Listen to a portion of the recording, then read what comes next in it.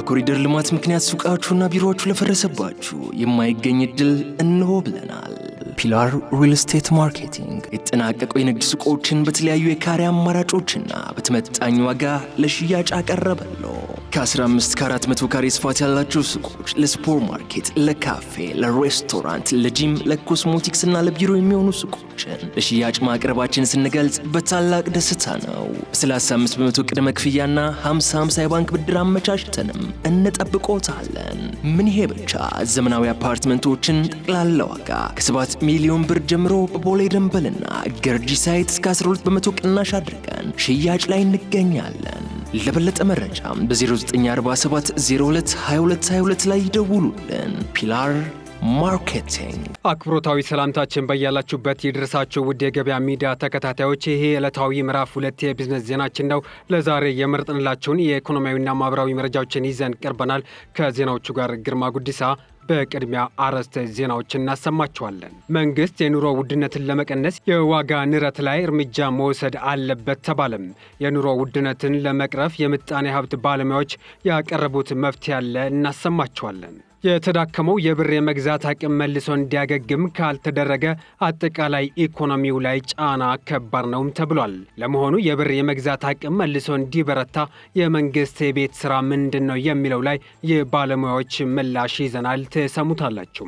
ህገወጥ አስጎብኚ አካላት መኖራቸው ተረጋግጧል። ለዚህ መንግስት ሊወስድ ያሰበው እርምጃ መኖሩ ተሰምቷል። ሙሉ መረጃውን እናሰማችኋለን። 1 ሚሊዮን ህጻናት ሊሞቱ ነው ተባለም። እንዲሁም በአዲስ አበባ ከተማ ትክክለኛ ያልሆነ ህገ ወጥ የፋይዳ መታወቂያ የሚያትሙ ሰዎች መኖራቸው ተሰምቷል። መንግስት ያሰበው ነገር አለ፣ ተሰሙታላችሁ።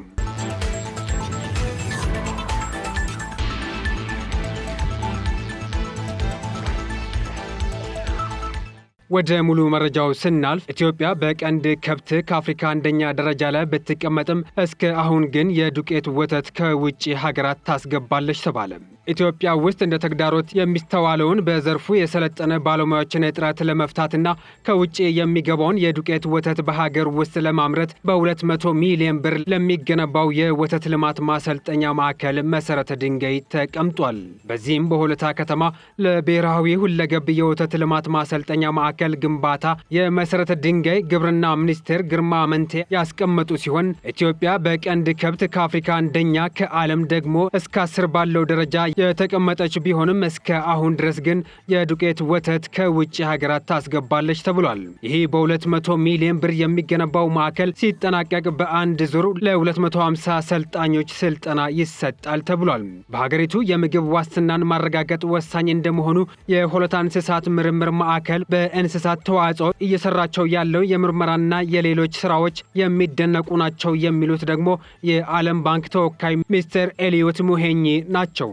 የዓለም ባንክ ተወካዩ አክለውም ለማዕከሉ ግንባታ የተደረገው ድጋፍ በተገቢው መልኩ ጥቅም ላይ እንዲውል አጽንኦት እንሰጣለን ብሏል። በሆለታ ከተማ ለብሔራዊ ሁለገብ የወተት ልማት ማሰልጠኛ ማዕከል ፕሮጀክት በአንድ ዓመት ውስጥ የግንባታ ስራው ይጠናቀቃል ተብሎ እንደሚጠበቅም ተገልጿል።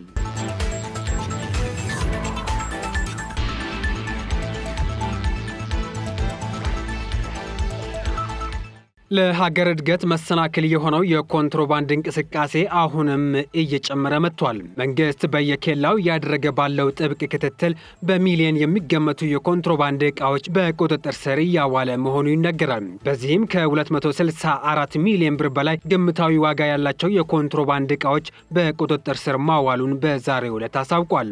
የጉምሩክ ኮሚሽን ከመጋቢት 12 እስከ መጋቢት 18 ቀን 2017 ዓ.ም ባደረገው ክትትል 250.7 ሚሊዮን ብር የገቢ የኮንትሮባንድ ዕቃዎችና 13.6 ሚሊዮን ብር የውጭ በድምሮ 264.3 ሚሊዮን ብር ግምታዊ ዋጋ ያላቸው የኮንትሮባንድ ዕቃዎች በተለያዩ ቅርንጫፍ ጽሕፈት ቤት ተይዘዋል። በቁጥጥር ስር ከዋሉት የኮንትሮባንድ ዕቃዎች መካከል የተለያዩ ማዕድናት፣ አልባሳት፣ ኤሌክትሮኒክስ፣ ቡና፣ ጥራጥሬ፣ የተሽከርካሪ መለዋወጫ፣ የመዋቢያ ዕቃዎች፣ ጫት፣ አደንዛዥ እጾች፣ መድኃኒት፣ የቁም እንስሳትና የውጭ ሀገር ገንዘቦች ይገኙበታልም ተብሏል። በተጠቀሰው የጊዜ ገደብ የገቢና የውጭ ኮንትሮባንድን በመቆጣጠር ሞያሌ፣ ኮምቦልቻና ሐዋሳ ቅርንጫፍ ጽህፈት ቤቶች ቀዳማዊ ስፍራ ሲይዙ በቀደም ተከተሉም 81 ሚሊዮን፣ 36 ሚሊዮን እና 32 ሚሊዮን ብር ግምታዊ ዋጋ ያላቸው የኮንትሮባንድ ዕቃዎችን መያዝ ችለዋል። የኮንትሮባንድ ዕቃዎች በጉምሩክ ኮሚሽን ሰራተኞች፣ በፌዴራል ፖሊስ፣ በክልል ፖሊስ አባላትና ህብረተሰቡ ባደረጉት የጋራ ጥረት በፍተሻና በበረራ የተያዙ ሲሆን የኮንትሮባንድ ዕቃዎቹን ሲያዘዋውሩ የተገኙ 11 ተጠርጣሪ ግለሰቦችና 9 ተሽከርካሪዎችን በቁጥጥር ስር ውለዋልም ተብሏል። የጉምሩክ ኮሚሽን በዚህ የህግ ማስከበር ስራ ላይ ለተሳተፉ የኮሚሽኑ ሰራተኞችና አመራሮች፣ የክልልና የፌዴራል ፖሊስ አባላት እንዲሁም ለመላው ህዝባችን ምስጋናውን ያደርሳል። የኮንትሮባንድና ህገወጥ ንግድ የአፈጻጸም ስልቱ ተለዋዋጭ በመሆኑ ድርጊቱን ለመግታትና በሀገር ኢኮኖሚ የሚያሳድረውን ተጽዕኖ ለመከላከል ጉምሩክ ኮሚሽን ብቻ የሚያደርገው እንቅስቃሴ በቂ ባለመሆኑ ሁሉም ባለድርሻ አካላትና ህብረተሰቡ የበኩሉን ድርሻ እንዲወጣ የጉምሩክ ኮሚሽን ጥሪውን አቅርቧል። ለመሆኑ የኮንትሮባንድ እንቅስቃሴ የአንድን ሀገር ኢኮኖሚ እንዴት ይጎዳል የሚለውን ስናይ የኮንትሮባንድ ዕቃዎች ወደ ሀገር ውስጥ ሲገቡ ቀረጥ ሳይከፈልባቸው ነው። ይህም መንግስት ሊያገኝ የሚገባውን ገቢ ያሳጣል ማለት ነው። ይህ ገቢ ለመሰረተ ልማት ግንባታ፣ ለትምህርት፣ ለጤናና ለመሳሰሉ ወሳኝ የልማት ፕሮጀክት ሊውል የሚችል ነበር። ኮንትሮባንድ ዕቃዎች ብዙውን ጊዜ ከሀገር ውስጥ ምርቶች ርካሽ ናቸው። ይህም የሀገር ውስጥ ኢንዱስትሪዎች ከእነሱ ጋር ለመወዳደር አስቸጋሪ ያደርገዋል። ይህ ደግሞ የንግድ ድርጅቶች እንዲዘጉ፣ የስራ ዕድል እንዲቀንስና የኢኮኖሚ እድገት እንዲቀዘቅዝ ሊያደርግ ይችላል። እንዲሁም የኮንትሮባንድ ዕቃዎች ብዙውን ጊዜ ጥራት የሌላቸው ወይም ደረጃቸውን ያልጠበቁ ናቸው። ይህም ለተጠቃሚዎች ጤናና ደህንነት አደጋ ሊያስከትል ይችላል። ኮንትሮባንድ ከሌሎች ህገወጥ ተግባራት ጋር የተያያዘ ሊሆን ይችላል። ለምሳሌ የጦር መሳሪያ ዝውውር፣ የሰዎች ዝውውርና የእጽ አቅርቦት ወይም የወንጀል መጠን አቅርቦት ሲሆን ይህም የወንጀል መጠን እንዲጨምርና የሀገርን ደህንነት እንዲያቃውስ ያደርጋል።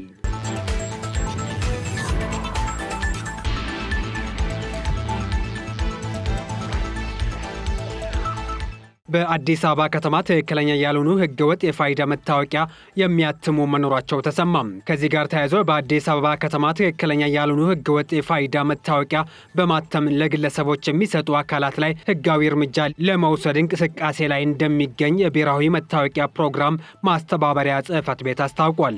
የጽህፈት ቤቱ ዋና ዳይሬክተር ዩዳሄር ስላሴ እንደገለጹት የፋይዳ መታወቂያን በአጭር ጊዜ እንጨርሳለን በማለት በአሰራሩ መሰረት መመዝገብ እንደማያስፈልግም በመግለጽ ወዲያውኑ ፎቶ አንስተው ትክክለኛ ያልሆነ መታወቂያ በመስራት የሚሰጡ አካላት መኖራቸው ተረጋግጧል። ይህንን ህገወጥ ስራ በሚሰሩ አካላት ላይ ክትትል በማድረግ እንዲሁም የሚቀርቡ ጥቆማዎችን መሰረት አድርጎ ለሚመለከተው አካላት በማሳወቅ እርምጃ እንደሚወሰድባቸው እንደሚያደርግም ተናግሯል። ከዚህ ባሻገር ዜጎች የፋይዳ መታወቂያ መለያ ቁጥርን ብቻ በመያዝ መገልገል እንደሚችሉ የገለጹት ዋና ዳይሬክተሩ ዜጎች ግዴታ የታተመውን የፋይዳ መታወቂያ መያዝ እንደማይጠበቅባቸው አሳስበዋል። የአዲስ አበባ ከተማ ሲቪል ምዝገባና የነዋሪነት አገልግሎት ኤጀንሲ ዋና ዳይሬክተር ዮሐንስ አለማየሁ በበኩላቸው ከመታወቂያ ጋር በተያያዘ የሐሰተኛ ሰነድ ስርጭት አደገኛ ሁኔታ ላይ እንደሚገኝ የገለጹ ሲሆን በዚህ ረገድ ገና መሰራት የሚገባው ከፍተኛ ስራ መኖሩን ጠቁመዋል።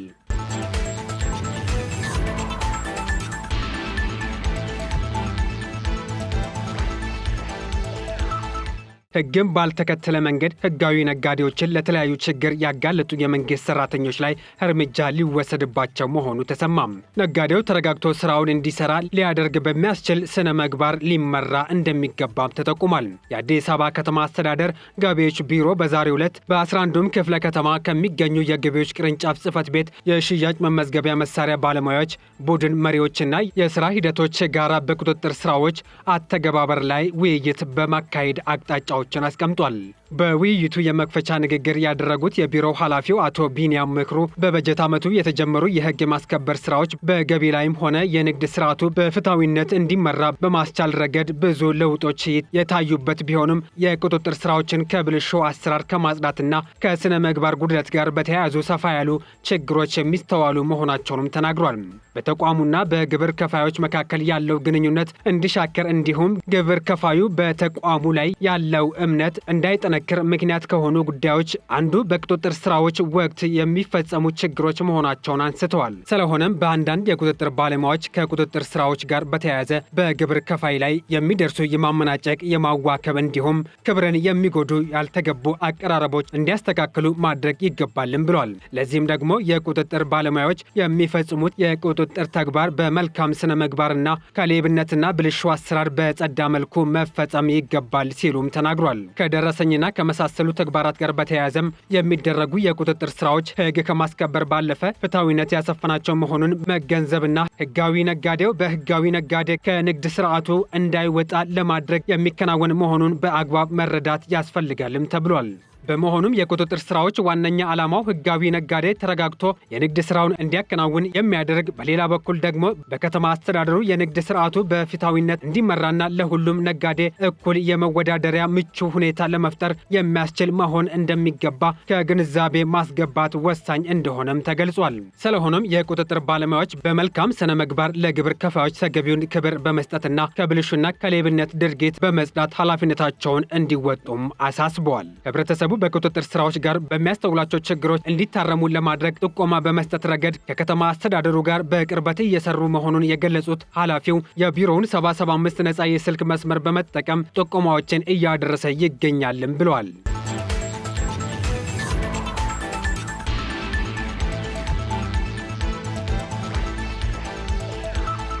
የኑሮ ውድነትን ለመቀነስ መንግስት የዋጋ ንረትን መቆጣጠር አለበት ተባለም። የውጭ ምንዛሬን ለመቆጣጠር መንግስት ማድረግ ያለበት በመጀመሪያ የዋጋ ንረትን መቀነስ ይሆናል ተብሏል።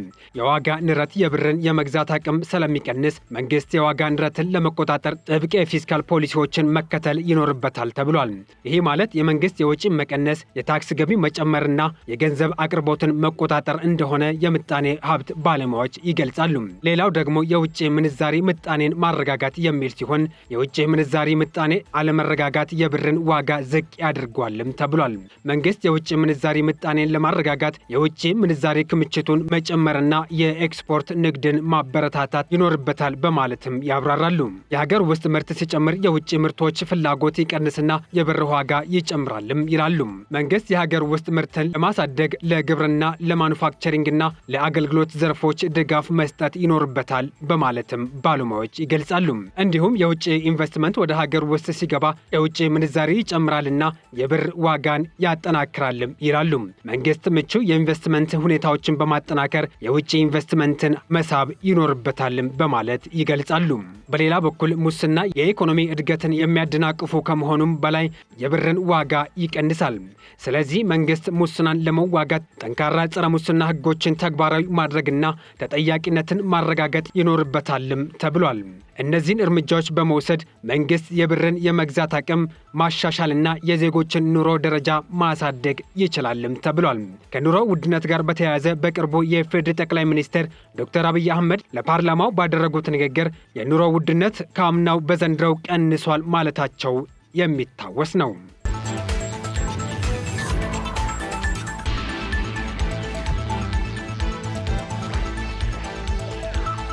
ህጋዊ ባልሆነ መንገድ የሚያስጎበኙ አካላት ላይ መንግስት ጥብቅ ቁጥጥር ማድረግ አለበት ሲል የኢትዮጵያ ቱሪስት አስጎብኚ ባለሙያዎች ማህበራት አሳሰበም። የኢትዮጵያ ቱሪስት አስጎብኚ ባለሙያዎች ማህበር ፕሬዝዳንት ኤንዲ አሰፋ የታክሲ ሹፌሮች፣ ፎቶግራፍ አንሺዎችና የቱሪዝም መዳረሻ ቦታዎች አካባቢ የሚገኙ ሰዎች የማስጎብኘት ስራን በህገ ወጥ መንገድ የሚሰሩ በመሆናቸው መንግስት ሊቆጣጠራቸው ይገባል ብለዋል። በዚህ አስጎብኚ ባለሙያዎች በዓለም አቀፍ የቱሪስት አስጎብኚ ፌዴሬሽን እና በቱሪዝም ሚኒስቴር በኩል እውቅና የተሰጣቸው መሆኑንም ተናግሯል። ህገወጥ አካላት ላይ መንግስት ጥብቅ ቁጥጥር ማድረግ እንደሚገባው ያሳሰቡም ሲሆን የተሳሳቱና ኢትዮጵያን የማይወክሉ መረጃዎችን በአስጎብኚዎች በኩል የሚሰራጩበት እድል እንደሚኖር በመጥቀስ እነዚህን የኢትዮጵያን አስጎብኚዎች እንደማይወክሉም ገልጸዋል። ጉዳዩን በተመለከተ ለቱሪዝም ሚኒስቴር ጥያቄ የቀረበ ሲሆን በሚኒስቴር መስሪያ ቤቱ የቱሪስት አገልግሎት ብቃት ማረጋገጥ ከፍተኛ ባለሙያ ሀብታሙ አሰፋው ምላሽ ሰጥተዋል። በምላሹ በምላሻቸውም በተለይም ከቅርብ ጊዜ ወዲህ ተግባራዊ በተደረገው የአስጎብኚ ድርጅቶች መስፈርት አማካኝነት በህጋዊ መንገድ የቢሮ መስፈርታቸውን ብቻ በማሟላት በቱሪዝም ሚኒስቴር የሚሰጠውን የብቃት ማረጋገጫ ሳይዙ የንግድ ፍቃድ በማውጣት የሚሰሩ አስጎብኚዎች አካላት ስለመኖራቸው አንስተዋል። ከዚህ ባሻገር ሙሉ ለሙሉ ህገወጥ በሆነ መንገድ የሚሰሩ አካላት መኖራቸውን የጠቀሱት ባለሙያው በዚህም ህብረተሰቡ በሚጭበረበርበት ሰዓት በሚሰጣቸው ጥቆማዎችና ሚኒስቴር መስሪያ ቤቱ በሚያደርገው ክትትል የሚገኝ ነው ማለታቸውንም ተናግረዋል።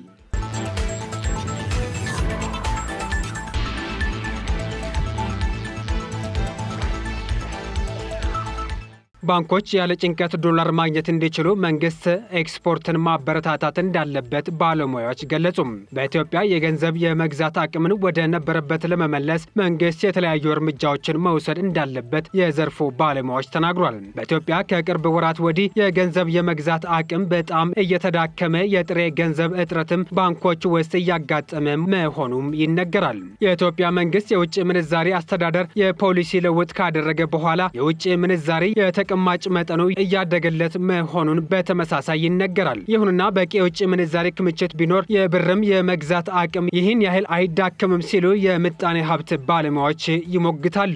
የተዳከመው የብር የመግዛት አቅም መልሶ እንዲያገግም ካልተደረገ አጠቃላይ ኢኮኖሚ ላይ ጫናው ከባድ ነው ብለዋል። ለመሆኑ የብር የመግዛት አቅም መልሶ እንዲበረታ የመንግስት የቤት ስራ ምንድን ነው የሚለው ላይ ባለሙያዎች የሚሉት ነገር አለ።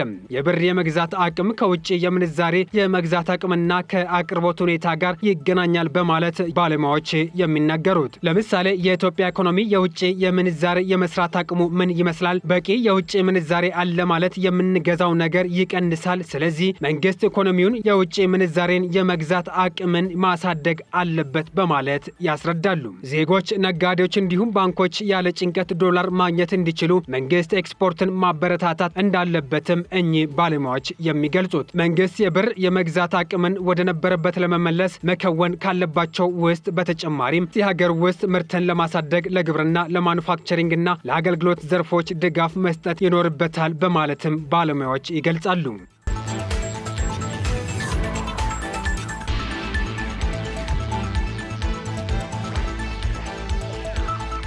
የአሜሪካ እርዳታ የሚቆም ከሆነ በመላው ዓለም ክትባት የሚያስፈልጋቸው 500 ሚሊዮን ህጻናት ውስጥ 75 ሚሊዮን የሚሆኑ ህጻናት ክትባት አያገኙም ተባለም። አሜሪካ ገንዘብ ድጋፏን የምታቋርጥ ከሆነ መከላከል በሚቻል በሽታዎች ምክንያት 1 ሚሊዮን የሚሆኑ ህጻናት ህይወታቸው ሊያልፍ እንደሚችል የዓለም አቀፍ የጤና ተቋም አስጠንቅቋል። የአሜሪካ እርዳታ መቋረጥ በዓለም አቀፍ የጤና ደህንነት ላይ አስከፊ ተጽዕኖ ይኖረዋል የሚሉት ደግሞ በማደግም ላይ ላሉ ሀገራት ወሳኝ ክትባቶችን በማቅረብ የሚታወቀው ጋቪ የተባለው ድርጅት ኃላፊ ዶክተር ሳኒያ ንሽጣር ለቢቢሲ ተናግሯል። ኃላፊው ይህን ያሉት የድርጅቱ ሶስተኛ ለጋሽ ሀገር የሆነችው አሜሪካ ድጋፏን ለማቋረጥ መወጠኗን ኒውዮርክ ፖስት መዘገቡን ተከትሎ ነው ተብሏል። ጋቪ እስካሁን የእርዳታ መቋረጥ ማሳወቂያ ከአሜሪካ ያልደረሰው ሲሆን ለ2025 እንቅስቃሴው የሚሆን 300 ሚሊዮን ዶላር ገንዘብ እንዲሁም የረጅም ጊዜ እርዳታን ለማግኘት ከዋይት ሀውስና ከኮንግረስ ጋር እየተነጋገረ እንደሆነም ተናግሯል። የጋቪ የገንዘብ አቅርቦት የሚቆም ከሆነ በመላው ዓለም ክትባት የሚያስፈልጋቸው 500 ሚሊዮን ህጻናት ውስጥ 75 ሚሊዮን የሚሆኑ ህጻናት ክትባት አያገኙም የሚሉት ኃላፊው ይህም እንደ ፊንጢጣ፣ ቲቢ፣ የሳምባ ምችና ፖሊዮ በመሳሰሉ መከላከል በሚቻል በሽታዎች ሞት ይከሰታል ማለታቸውን ቢቢሲ ዘግቧል።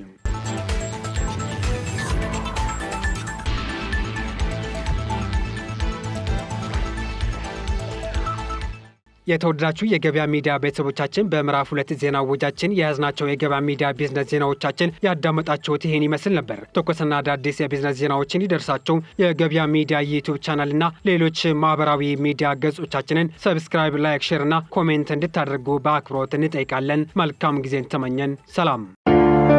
በኮሪደር ልማት ምክንያት ሱቃችሁና ቢሮዎቹ ለፈረሰባችሁ የማይገኝ እድል እንሆ ብለናል። ፒላር ሪል ስቴት ማርኬቲንግ የተጠናቀቁ የንግድ ሱቆችን በተለያዩ የካሬ አማራጮችና በተመጣጣኝ ዋጋ ለሽያጭ አቀረበለው።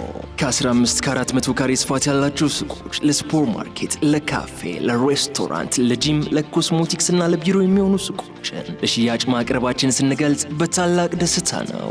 35 በመቶ ቅድመ ክፍያና 50/50 የባንክ ብድር አመቻችተንም እንጠብቆታለን። ምን ይሄ ብቻ! ዘመናዊ አፓርትመንቶችን ጠቅላላ ዋጋ ከ7 ሚሊዮን ብር ጀምሮ በቦሌ ደንበልና ገርጂ ሳይት እስከ 12 በመቶ ቅናሽ አድርገን ሽያጭ ላይ እንገኛለን። ለበለጠ መረጃም በ0947 02 2222 ላይ ይደውሉልን። ፒላር ማርኬቲንግ